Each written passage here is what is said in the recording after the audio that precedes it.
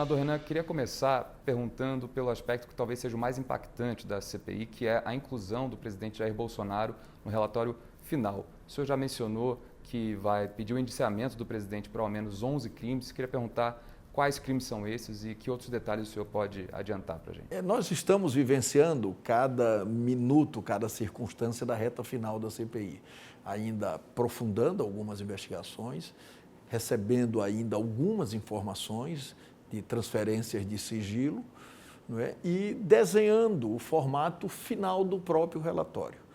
É um trabalho especialíssimo, e a partir de amanhã eu vou ouvir cada um dos senadores do G7, é sobre a caracterização de condutas e a utilização de tipos penais. A grande pergunta que se fez é se o presidente da República tinha ou não responsabilidade com o agravamento da pandemia. A sociedade tinha, sim, o direito de saber isso. E é essa resposta eloquente que a comissão vai dar depois desses 5 meses de trabalho. Então, vai sim responsabilizar, indiciar o presidente da República, pelo menos por 11 tipos penais. São crimes de responsabilidade, são crimes comuns, vários, não é? São crimes contra a vida, contra a saúde pública, crimes de falso, né? E crimes contra a humanidade. Isso pulverizado especificamente em cada tipo diferente. Uma das coisas que ficará com relação ao legado dessa comissão parlamentar de inquérito é que nós antecipamos esse debate com juristas.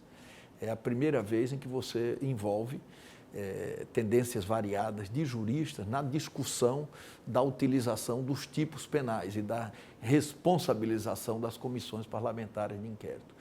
Então, todos são quase que uníssonos em afirmar, não é, que houve sim crime de genocídio com relação aos povos originários. Aliás, isso vem desde antes da pandemia, agravado na pandemia. E a CPI efetivamente comprovou vários atos normativos do presidente da República que colaboram na consumação desse fato. Então, isso deverá, sim, ser proposto no relatório que, a partir de amanhã, será submetido aos membros da comissão. Sem dúvida, e até já fizemos uma amostragem com relação a isso, por ocasião do crime de prevaricação do presidente da República, que alguns membros da comissão parlamentar de inquérito entraram, não é, subsidiariamente com uma ação no Supremo Tribunal Federal e que caminhou favoravelmente, apesar da indisposição da própria Procuradoria-Geral da República. Quer dizer, esse é um exemplo que nós podemos seguir. O outro é que nós já definimos que só mandaremos para a Procuradoria-Geral da República os crimes compatíveis com o foro especial da Procuradoria. Ou seja, as demais pessoas que não tenham foro especial, elas serão mandadas para as instâncias inferiores do Ministério Público Federal, para o Tribunal de Contas, para o Ministério Público Estadual, como é o caso do Estado de São Paulo, e para a Assembleia Legislativa de São Paulo. A Comissão Parlamentar de Inquérito, ela já impactou muitas investigações, pelo menos 13, 14 investigações, não é? E pelo que sabemos e pelo que o relatório contém, pelo elenco probatório, ela vai continuar a impactar. Senador, a CPI deu um norte para a oposição ao governo Bolsonaro, parece que organizou aqueles senadores que se contrapõem à política que o governo federal levou no enfrentamento à pandemia. Queria perguntar como esse trabalho continua ao fim da CPI. A ideia é, por projeto de resolução, criar uma espécie de observatório. Nós já fizemos isso quando da CPI da violência contra a mulher, que criou-se um observatório, eu era inclusive presidente do Senado Federal, e depois verificou-se novamente isso por ocasião da intervenção da segurança pública no Rio de Janeiro. Eu acho que perfeitamente nós poderemos repetir a experiência para manter não só o núcleo do G7, né, mas para manter permanentemente uma frente parlamentar, um observatório, para receber as denúncias que continuam. A cada dia esse governo dá um tiro no pé, produz um fato contra ele mesmo, né? E para que se possa manter a mobilização da sociedade, de modo a apressar a tramitação das propostas de aprimoramento da legislação e das próprias investigações na Procuradoria-Geral da República e nas instâncias inferiores do Ministério Público Federal.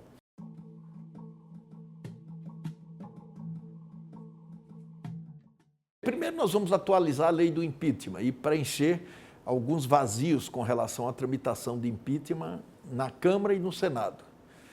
Por exemplo, não há prazo para que esses pedidos sejam despachados pelos presidentes da Casa.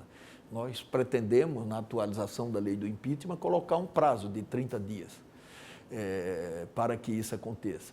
E também com relação à apreciação de relatórios de comissões parlamentares de inquérito na Procuradoria-Geral da República, que toda vez que houver um arquivamento por um despacho de um Procurador-Geral da República, aquele despacho seja submetido a uma comissão no âmbito da própria instituição.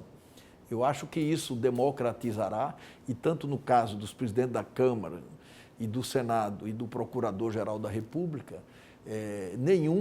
a nenhum deles será permitido o direito de substituir a investigação parlamentar e coletiva do Congresso Nacional.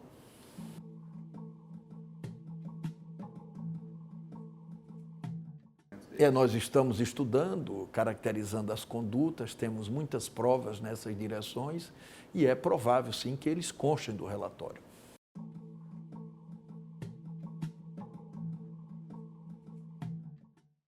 Na verdade, nós concluímos todas as vertentes das investigações, à exceção de duas.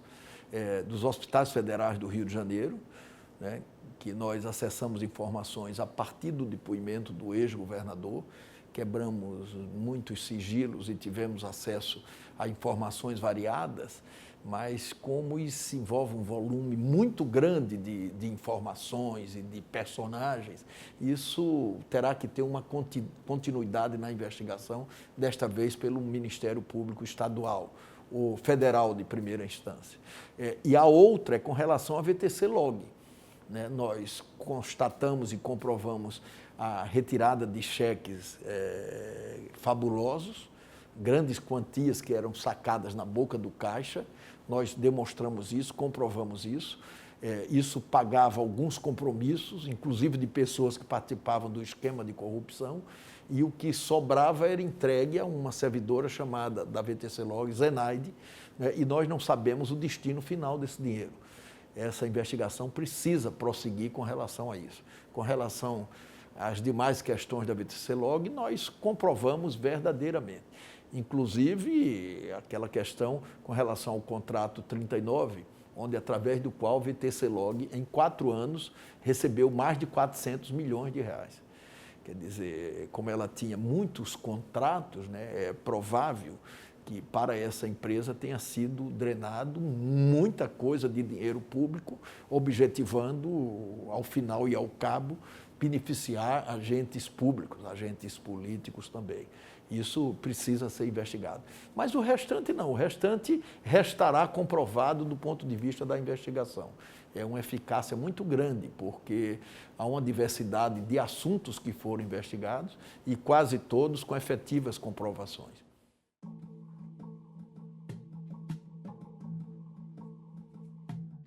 Com o Ricardo Barros, através do Roberto Ferreira Dias. E nós comprovamos o pagamento de compromissos do Roberto Ferreira Dias pela VTC-Log.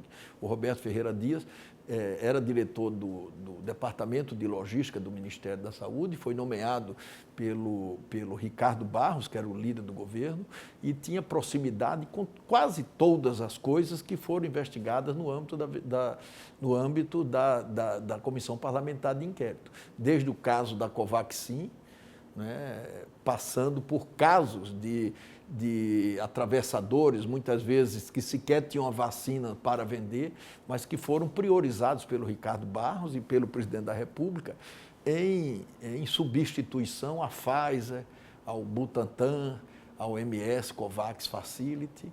Quer dizer, enquanto o presidente da República desdenhava da eficácia das vacinas, achava que nós não devíamos utilizá-las, né, que elas distorceriam a concepção das pessoas, o homem que tomasse vacina viraria jacaré, a mulher nasceria pelos, o homem afinaria a voz, e que as vacinas teriam que ser substituídas pelo tratamento precoce. Ou seja, em outras palavras, em português claro, ele defendia aglomerações para que o vírus caminhasse facilmente.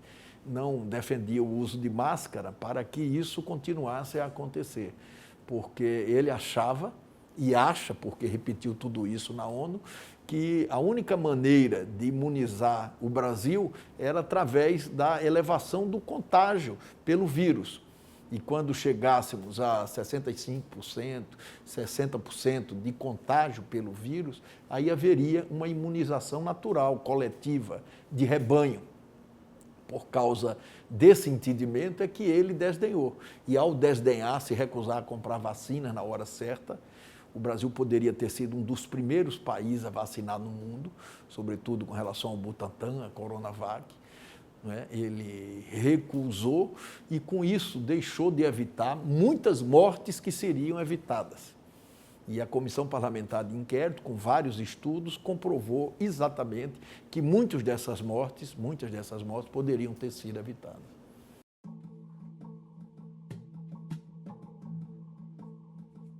Eu acho que a Comissão Parlamentar de Inquérito ela é única, uma espécie de mãe das CPIs, a principal de todas, pela aderência que teve da sociedade, inclusive com relação ao acompanhamento dos trabalhos diariamente. Nós chegamos a ter 78% naquelas primeiras pesquisas do Datafolha. O parlamento, não só no Brasil, mas no mundo todo, é uma instituição desgastada, exposta, politicamente exposta. Quer dizer, você ter uma instituição parlamentar que tenha 78% da aprovação, numa circunstância dessa de pandemia que nós vivemos, é algo, né, que você precisa entender e relevar. De modo que ela é única, porque, sobretudo, devolveu ao parlamento a condição de investigar. Eu não sei se nós já falamos sobre isso, mas o que foi a Lava Jato, ao final e ao cabo? Um grupo de procuradores e de juízes de primeira instância usurparam uma competência do Supremo Tribunal Federal e levaram para o Paraná uma investigação que era do Supremo Tribunal Federal, com propósitos políticos, depois comprovados pela Vaza Jato e outras investigações. O Dallagnol defendia que pelo menos um procurador fosse candidato ao Senado em cada estado. Então ali havia um óbvio propósito político. O juiz Moro, na semana da eleição, ele revelou a farsa de uma delação do Palocci, que teve uma interferência direta no resultado da própria eleição. Então, eles usurparam a competência e passaram a investigar a política. Eu era presidente do Senado Federal, uma espécie de presidente do Sindicato da Política, e eles abriram contra mim 33 investigações. Dessas, mais de 20 já foram arquivadas por falta de prova pelo Supremo Tribunal Federal. As demais serão, claro. Restam apenas 6 investigações, mas todas absolutamente com a mesma marca, sem prova, né? Sem algo que possa efetivamente ser utilizado no sentido da sua concretização, da sua punição, da sua condenação. Então, essa CPI devolveu ao parlamento a condição de investigar. E, como você sabe, são nas comissões parlamentares de inquérito que você aproxima o parlamento da sociedade. E na medida em que o parlamento não podia investigar, não podia, portanto, se aproximar da sociedade e passava a ser investigado, né, ele se aproximava do fim. E foi o que aconteceu na eleição de 2018. O Senado foi dizimado. Para você ter uma ideia disso, no Nordeste, só 3 senadores se reelegeram. O Humberto Costa, eu em Alagoas, e o Ciro Nogueira no Piauí. Do Centro-Oeste, Sul e Sudeste, só um senador se reelegeu, Paulo Paim. Então, a política foi totalmente criminalizada. né? E depois da revisão do Supremo Tribunal Federal com relação à Lava Jato, essa comissão parlamentar de inquérito, pela sua existência, está recuperando essa condição.